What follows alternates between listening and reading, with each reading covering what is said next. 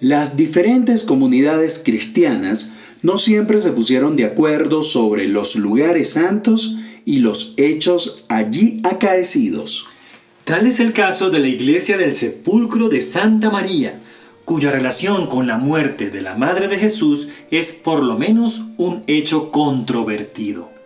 Para la tradición eclesiástica de los cristianos ortodoxos, la iglesia está en el sitio donde fue sepultado finalmente el cuerpo sin vida de María, ascendiendo después como sucediera con Jesús. Así lo escribe Juvenal, el patriarca de Jerusalén, diciendo que en el tercer día después de su entierro, Santo Tomás, que quería despedirse de ella, descubrió que la tumba de la Virgen estaba vacía y que solo había en la cripta un sudario y miles de flores. Según otras tradiciones, fue el cíngulo o cinturón de la Virgen María lo que se quedó en la tumba. Para la tradición católica, en cambio, la Madre de Jesús no tuvo sepultura en esa iglesia, porque su asunción indica que su cuerpo fue recibido directamente en el cielo, junto con su espíritu, por su Hijo Jesús. Esto lo veremos al detalle cuando visitemos el Monte Sión. Por medio de una empinada escalera, tras la fachada, se puede descender más de 50 escalones para llegar a la cripta, excavada en la piedra, donde se ha construido esta basílica ortodoxa. Al bajar encontramos las tumbas de San Joaquín y Santa Ana, la pareja que según los santos evangelios concibió a María sin pecado para que pudiese gestar en su vientre al Hijo de Dios. También encontramos ahora a la izquierda la capilla de San José, uno de los sitios en los que se dice fue sepultado el padre putativo de Jesús.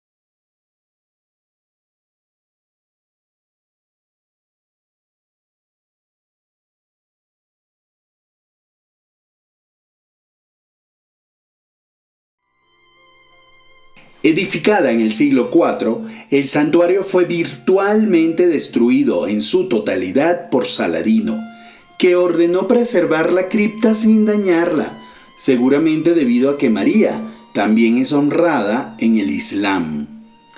La iglesia actual es greco-ortodoxa y apostólica armenia. Si bien también se permite venerar a ortodoxos coptos, a sirios ortodoxos y a etíopes ortodoxos, los altares de los griegos y armenios también poseen el ábside este. Se trata pues, como tantos otros lugares de Tierra Santa, de un recinto polémico, pero que mantiene a pesar de ello el sentido profundo y superior de la mística y la devoción que inunda el Monte de los Olivos. En el Nuevo Testamento, Lucas nos cuenta el momento en el que Jesús se despidió de sus discípulos y ascendió a los cielos, en el acto final de la vida terrenal. El lugar hoy se denomina Monte de la Ascensión. Está señalado por el minarete de una mezquita levantada justo en la cumbre del Monte de los Olivos. Después del edicto de Constantino, una primera iglesia de la Ascensión fue construida en este lugar en el año 378, misma que fue destruida por los persas en el 614.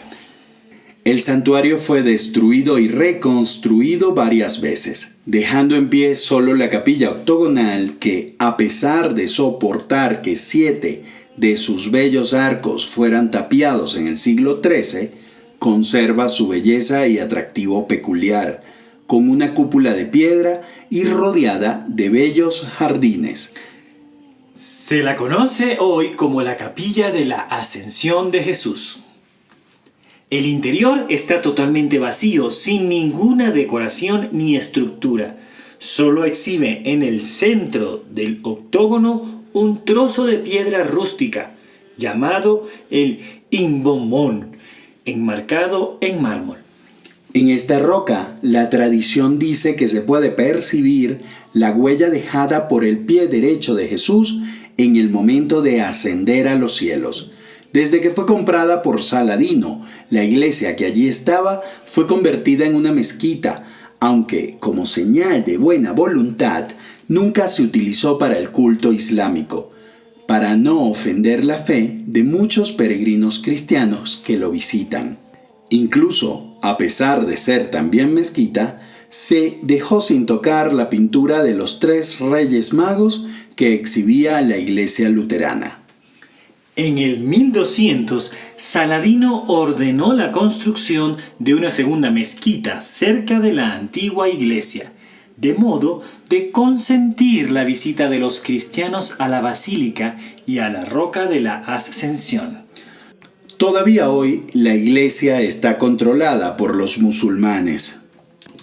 Tomemos unos instantes para entrar a la iglesia del Dominus Flevit, construida en 1955 para conmemorar el momento en que Jesús lloró por lo que habría de sucederle a su amada Jerusalén.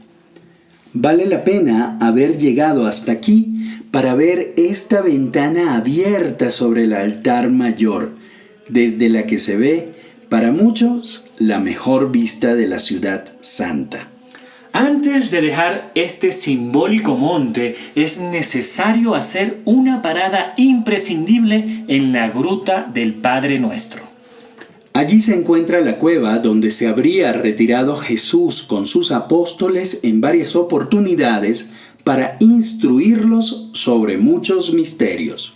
El lugar en el mundo en el que Jesús enseñaría los versos que marcan desde entonces la fe de los católicos de todo el mundo, la oración del Padre Nuestro. En ese lugar, Santa Elena, baluarte de Tierra Santa, madre de Constantino, hizo construir allí una basílica en el año 326. Se llamaba Eleona, que debe su nombre a la palabra elaión, que en griego significa olivo, pero también recuerda el sonido de eleison, que evoca otra palabra fundamental, piedad. La gruta, que constituía una cripta bajo el presbiterio, es un lugar de peregrinación en el que los fieles se congregan a rezar juntos la oración que le da nombre a la iglesia. La Basílica del Pater Noster bien podría ser un lugar que presenta una característica más que especial y única. Lo que se ve con los ojos al entrar es aún más emocionante que su historia. En los azulejos de sus paredes podemos encontrar el texto de la oración del Padre Nuestro, escrita en más de un centenar de idiomas y dialectos de un gran número de pueblos de todo el mundo.